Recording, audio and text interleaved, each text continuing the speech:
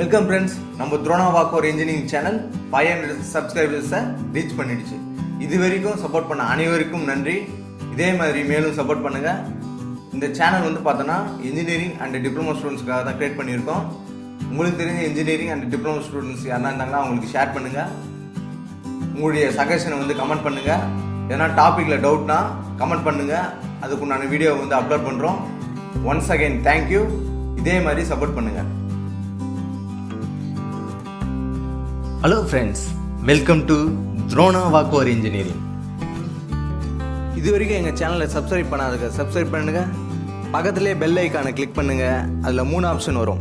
அதில் ஆல் என்பதையும் கிளிக் பண்ணிவிடுங்க.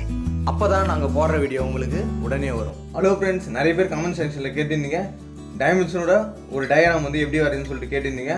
ஸோ அதை பற்றி தான் இந்த வீடியோவில் பார்க்க போகிறோம். டிப்ளமோவில் யூனிட் 1ல் டைமென்ஷனிங் ஒரு சாப்டர் இருக்குது. அதுலேருந்து ஒரு கன்ஃபார்மாக ஒரு 15 மார்க் கேட்பாங்க. அது வந்து என்னென்னு பார்த்தோன்னா ஒரு டயக்ராம் கொடுத்துருவாங்க. அந்த டயக்ராமை நம்ம டைமென்ஷன் ப்ரொசீஜர் கரெக்டாக ஃபாலோ பண்ணி வரையணும். ஸோ இது ஒரு ஈஸியான மெத்தட் தான். ஸோ இதுக்கு வந்து பார்த்தோன்னா கன்ஃபார்ம் ஒரு 15 மார்க் இருக்குது. 15 மார்க் எப்படி இருக்குன்னு பார்த்தோன்னா நீங்கள் ஆப்ஜெக்ட் மட்டும் கரெக்டாக வரைஞ்சிட்டிங்கன்னா அதுக்கு வந்து 10 மார்க் கொடுத்துருவாங்க. டைமென்ஷன் அண்ட் ஏரோ மார்க் கரெக்டாக வரைஞ்சிட்டிங்கன்னா அதுக்கு வந்து 3 மார்க்கு. நீட்னஸ்க்காக உங்களுக்கு 2 மார்க் கொடுத்துருவாங்க. ஆப்ஜெக்ட் மட்டுமே நம்ம கரெக்டாக வரைஞ்சாவே ஈஸியாக 10 மார்க் வந்து அடிச்சுட்டு போயிடலாம். ஸோ இந்த டயக்ராம் பாருங்கள்.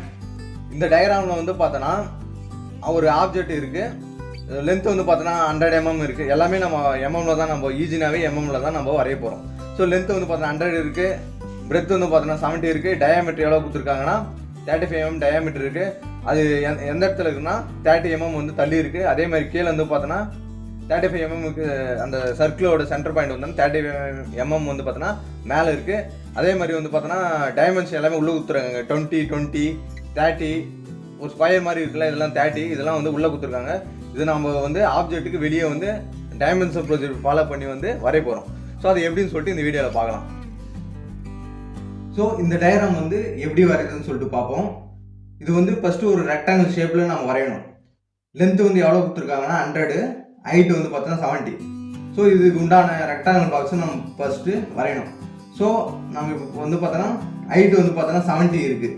ஸோ 70க்கு நம்ம ஒரு லைன் போடணும். ஓகேங்களா? ஸோ 70க்கு லைன் போடுங்க.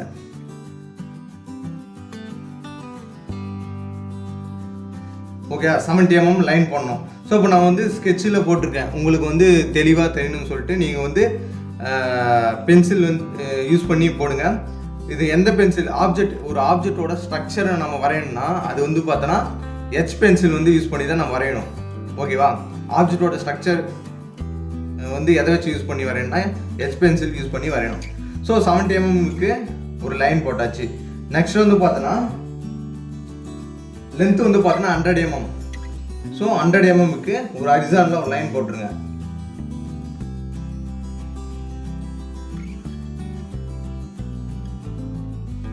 ஓகேங்களா? ஹரிசாண்டலாக ஒரு லைன் போட்டுருங்க. நீங்கள் வந்து பார்த்தோன்னா டிராயிங் ஷீட்டு யூஸ் பண்ணுங்கள்.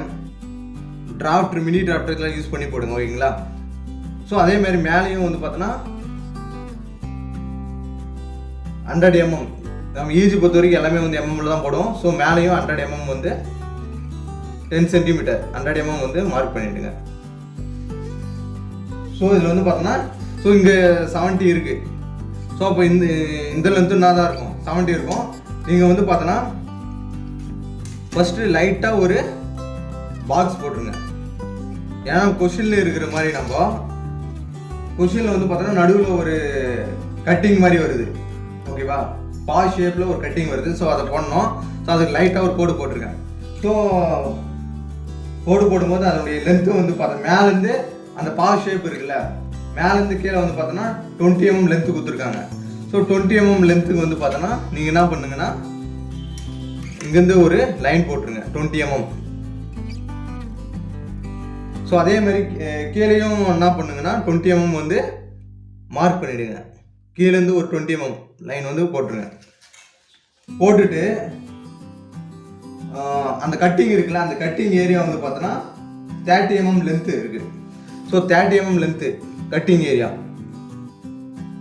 ஸோ அது வந்து ஹரிசாண்டலாக ஒரு லைன் போட்டுருங்க. அதே மாதிரி கீழேயும் அதே மாதிரி ஒரு 30 mmக்கு ஒரு லைன் போட்டுருங்க. போட்டுட்டு அப்படியே இதை அட்டாச் பண்ணிவிடுங்க. நடுவில் ஒரு கோடு போட்டு அட்டாச் பண்ணிவிடுங்க. அதுவும் எவ்வளோ இருக்குன்னு பார்த்தோன்னா 30 mm. ஓகேங்களா? வந்து பார்த்தோன்னா சர்க்கிள் வரையணும். சர்க்கிள் வந்து பார்த்தோன்னா சென்டர் பாயிண்ட் வந்து கீழேருந்து 35 mm டிஸ்டன்ஸில் இருக்குது. அதே மாதிரி ஹரிசான்லாம் 30 mm டிஸ்டன்ஸில் இருக்குது. இப்போ வந்து பார்த்தோன்னா ஃபஸ்ட்டு வந்து 35 mm டிஸ்டன்ஸுக்கு மார்க் பண்ணுவோம். அது எப்படி மார்க் பண்ணோம்னா கீழேருந்து பார்த்தோன்னா 35 mm வந்து மார்க் பண்ணணும். ஸோ இப்போ எங்கன்னா நீங்களே தோராயமாக வச்சுங்க 35 mm சொல்லிட்டு நீங்களாம் எங்கன்னா 35 mm மார்க் பண்ணிங்க. இது வந்து 35 mm வருது. ஸோ லைட்டாக அப்படியே வந்து ஒரு கோடு போட்டுருங்க. கோடு போட்டு ஸோ ஹரிசான்டல் டிஸ்டன்ஸ் வந்து 30 mm அந்த சர்க்கிளோட சென்டர் இருக்குது. ஸோ இங்கேருந்து வந்து பார்த்தோன்னா ஒரு 30 mm ஒரு பாயிண்ட் மார்க் பண்ணுங்க. 30 mm ஹரிசான்டலாக மார்க் பண்ணுங்க. சென்டர் பாயிண்ட் இது வச்சு தான் நம்ம என்ன வரைய போகிறோம்னு வந்து பார்த்தோன்னா சர்க்கிள் வரைய போகிறோம்.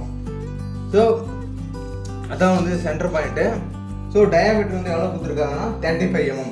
ஸோ 35 mmனா அதில் வந்து பார்த்தீங்கன்னா 17.5. ஸோ அது ரேடியஸ் வச்சு தான் நம்ம சர்க்கிள் வரைய போகிறோம். 17.5னா 15, 16, 17. நீங்கள் 17.5 கூட மேபி எடுத்துக்கலாம். ஓகேங்களா? எடுத்துட்டு ஒரு சர்க்கிள் வரையணும்.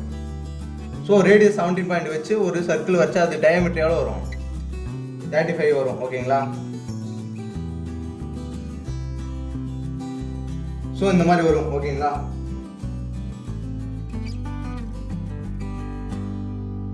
ஸோ இந்த ஏரோ மார்க்லாம் வந்து பார்த்தோன்னா HB பென்சில் யூஸ் பண்ணுங்க மார்க் பண்ணதுக்கு. இது எவ்வளோ லென்த் வந்து பார்த்தோன்னா 100. ஓகேவா? ஏரோ மார்க் எப்படி மார்க் பண்ணணும், டைமென்ஷன் ப்ரொசீஜர் வந்து எப்படி ஃபாலோ பண்ணணும்னு சொல்லிட்டு நாம் வந்து பார்ட் 3 வீடியோ போட்டிருக்கோம். அதாவது engineering graphics basics part 3 video போட்டிருக்கோம். நீங்கள் அதை பார்த்துட்டு இதை பார்த்தீங்கன்னா உங்களுக்கு ஈஸியாக வந்து அண்டர்ஸ்டாண்ட் ஆகும். ஓகேங்களா? நெக்ஸ்ட் வந்து பார்த்தோன்னா ஹைட் வந்து பார்த்தோன்னா 70 mm. ஸோ ஹைட் வந்து பார்த்தோன்னா 70 mm கொடுத்துருக்காங்க. ஸோ அதை மார்க் பண்ணிக்கணும். இந்த சர்க்கிள் சென்டர் இருக்குல்ல, ஸோ அது எவ்வளோ டிஸ்டன்ஸ் சொல்லிட்டு மார்க் பண்ணணும். ஸோ அதை அப்படியே வந்து மார்க் பண்ணிவிடுங்க.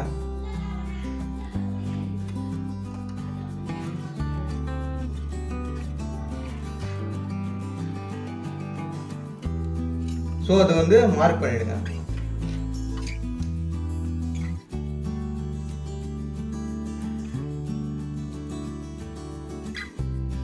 ஸோ அது வந்து பார்த்தோன்னா 35 mm டிஸ்டன்ஸில் இருக்குது சென்டர் பாயிண்ட். அதே மாதிரி ஹரிசான்லேருந்து எவ்வளோ வந்து பார்த்தோன்னா 30 இருக்குது. ஸோ அது சர்க்கிள் வரையறதுக்காக கொடுத்துருக்காங்க. நீங்கள் அதை மென்ஷன் பண்ண அவசியம் கிடையாது. நெக்ஸ்ட் டயாமீட்டர் வந்து மார்க் பண்ணணும். டயாமீட்டர் வந்து எப்படி மார்க் பண்ணணும்னா 45 டிகிரி அப்படின்லாம் வந்து பார்த்தோன்னா 60 டிகிரி இந்த மாதிரி வந்து ஏரோ மார்க் போட்டு மார்க் பண்ணிடுங்க. ஸோ ஃபைனலாக வந்து டயக்ராம் வந்து இப்படி தான் நம்ம வரையணும். ஸோ இதுக்கு வந்து பார்த்தோன்னா அவுட்டர் ஸ்ட்ரக்சர் இந்த ஆப்ஜெக்ட் இருக்குல்ல, அதுக்கு வந்து பார்த்தோன்னா H பென்சில் யூஸ் பண்ணுங்கள். இந்த ப்ளூ கலர் தெரியுதுல்ல, ஸோ இந்த இது சென்டர் லைன் ஆகட்டும்.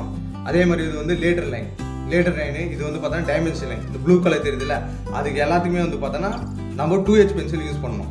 ஓகேவா? Centre line, later line and dimension line, இதுக்கெல்லாம் வந்து பார்த்தோன்னா ப்ளூ கலர் தெரியுது எல்லாமே வந்து என்ன பென்சில் யூஸ் பண்ணோம்னா 2H பென்சில் யூஸ் பண்ணணும். ஸோ HP பென்சில் எதுக்கு யூஸ் பண்ணோன்னா இந்த டைமென்ஷன் நம்ம மார்க் பண்ணலாம்ல 35, 30 அந்த டைமென்ஷன் மார்க் பண்ணுறதுக்கும் ஏரோ மார்க் பண்ணதுக்கும் வந்து பார்த்தோன்னா நம்ம HB பென்சில் யூஸ் பண்ணணும். ஸோ இந்த மாதிரி நம்ம யூஸ் பண்ணிங்கன்னா டயக்ராம் வந்து கரெக்டாக நீட்னஸாக வரும். ஸோ இந்த மாதிரி ஃபுல்லாக நமக்கு வரைஞ்சால் தான் நமக்கு வந்து 15 மார்க் கிடைக்கும். இந்த ஆப்ஜெக்ட் மட்டும் நீங்கள் வரைஞ்சி விட்டாவே உங்களுக்கு வந்து 10 மார்க் கிடைக்கும். அதனால் வந்து ஈஸியாக அதில் வந்து மார்க் எடுக்கலாம். நெக்ஸ்ட் வந்து பார்த்தோன்னா எக்ஸஸாக இருக்கிற இந்த லைன்லாம் வந்து பார்த்தோன்னா எரேஸ் பண்ணிவிடுங்க. ஓகேவா? இந்த டயக்ராம் வந்து பார்த்தோன்னா ஒரு மாற்றம் பண்ணி ஆகணும். அது என்னென்னா இப்போது லென்த் வந்து பார்த்தா 100 இருக்குது. ஸோ அது ஹரிசான்டல் ஏரோ மார்க் இருக்குது. ஹரிசான்டல் எழுதுனா பிரச்சனை இல்லை. பட் வெர்டிக்கல் ஏரோ மார்க் 70 இருக்குது. ஸோ இது வந்து பார்த்தோன்னா நம்ம வெர்டிக்கலாக தான் எழுதி ஆகணும். ஸோ அதை மட்டும் மாற்றிங்க. ஸோ வெர்டிக்கலாக இருக்கிற ஏரோ மார்க் எல்லாமே வந்து நம்ம வெர்டிக்கலாக தான் எழுதணும். அடுத்தது நெக்ஸ்ட் வீடியோவில் வேற ஒரு டயக்ராமை பார்ப்போம். வீடியோ பிடிச்சிருந்தா லைக் பண்ணுங்கள், மறக்காமல் உங்கள் ஃப்ரெண்ட்ஸுக்கு ஷேர் பண்ணுங்கள், எங்கள் யூடியூப் சேனலை சப்ஸ்கிரைப் பண்ணுங்கள், பக்கத்தில் இருக்கிற பெல் ஐக்கானையும் கிளிக் பண்ணிடுங்க. தேங்க்ஸ் ஃபார் வாட்சிங்.